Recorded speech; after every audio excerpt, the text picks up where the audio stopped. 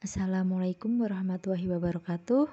Kami dari kelompok 13 yang beranggotakan saya sendiri, Eka Febrianti, NPM 21101014032, Putri Retnaningsih dengan NPM 21201041008, dan Violita Putri Sausan Fauziah dengan NPM 21201104113 dengan Prodi S1 Akuntansi Fakultas Ekonomi Universitas Tidar akan mempresentasikan hasil diskusi kami tentang analisis kasus akuisisi PT EPIT Menara Assetco atau sering disebut dengan EMA oleh PT Sentra Tama Telekomunikasi Indonesia (TBK) atau sering disebut dengan CEN yang mempunyai 9.000 menara telekomunikasi. Bab 1 Pendahuluan 1.1 Latar belakang. Dalam melakukan suatu bisnis, tidak akan terlepas dari hukum bisnis yang berguna dalam mengatur jalannya bisnis agar lebih lancar, tertib, dan aman sesuai dengan peraturan yang telah ditetapkan sehingga tidak ada pihak yang akan dirugikan. Perusahaan akan mengalami berbagai fase tertentu, yakni perkembangan dan pertumbuhan secara dinamis, berada dalam kondisi statis, atau bisa juga mengalami proses kemunduran. Dalam mengembangkan strategi untuk menghadapi persaingan yang ketat, perusahaan tentunya harus memperhatikan aturan atau hukum dalam bisnis yang mengatur tata cara melakukan kegiatan dalam bisnis demi kepentingan para pihak yang berbisnis. Didorong oleh semakin besarnya pasar modal, akuisisi semakin banyak dilakukan. Di Indonesia, praktek akuisisi umumnya dilakukan oleh satu grup khusus pada perusahaan yang go publik. Salah satu kasus akuisisi di Indonesia yakni PT EPIT Menara Asset Co. atau EMA yang diakuisisi oleh PT Sentra Tama Telekomunikasi Indonesia (TBK) CEN. Tujuan dari dibuatnya makalah ini yaitu 1. Untuk mengetahui alasan yang menyebabkan PT EPIT Menara Asset Co. diakuisisi oleh PT Sentra Tama Telekomunikasi Indonesia (TBK CEN).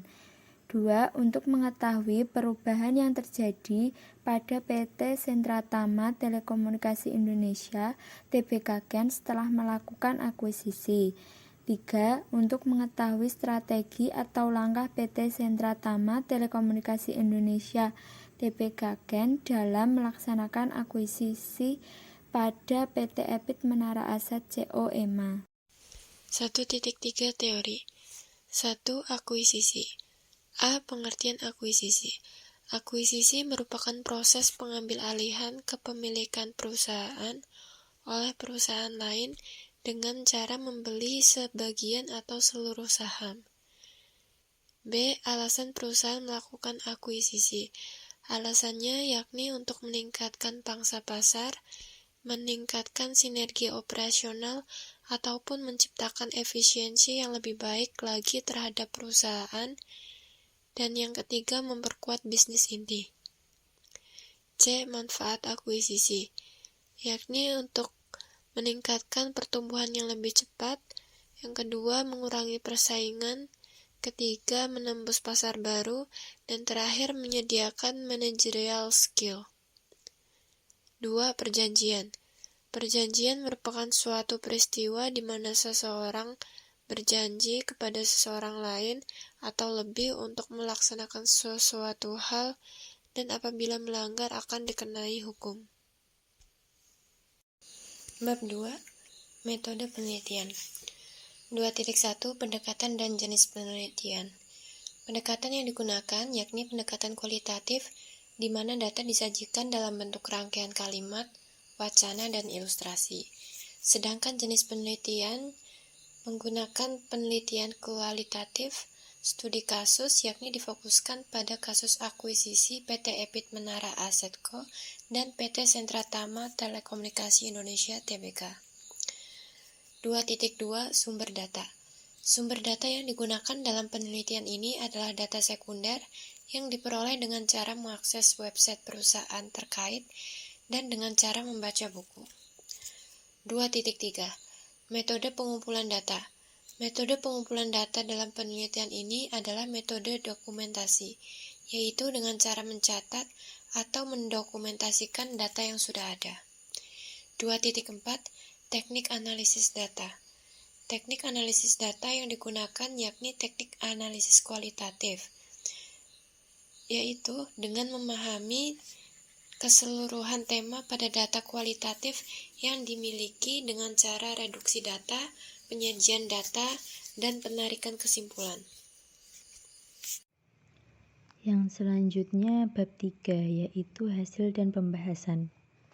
PT Sentra Tama Telekomunikasi Indonesia Tbk atau sering disebut dengan CEN mengumumkan akuisisi perusahaan tersebut yaitu PT Epit Menara Asset Co atau sering disebut dengan EMA senilai 5,05 triliun. Kondisi ini merupakan aktivitas meningkatkan pangsa pasar, memperkuat bisnis inti, atau bahkan untuk memastikan usaha. Akuisisi PT Sentra Tama Menara Indonesia beserta anak usahanya yang dibuktikan dengan surat sebagai surat resmi yang di dalamnya berisi bahwa suatu pemegang saham adalah orang badan hukum yang memiliki hak atas dividen, hak suara, dan hak lainnya. Pembiayaan ini direncanakan untuk membiayai fasilitas kredit dan menyediakan likuiditas guna mendukung rencana pertumbuhan. Sekian presentasi yang dapat kami sampaikan. Kurang lebihnya kami mohon maaf. Wassalamualaikum warahmatullahi wabarakatuh.